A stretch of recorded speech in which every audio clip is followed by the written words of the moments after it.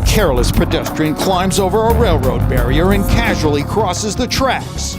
Seconds later, another man appears and tries to do the same thing.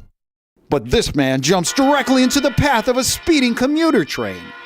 Is this fence jumper fast enough to beat that train?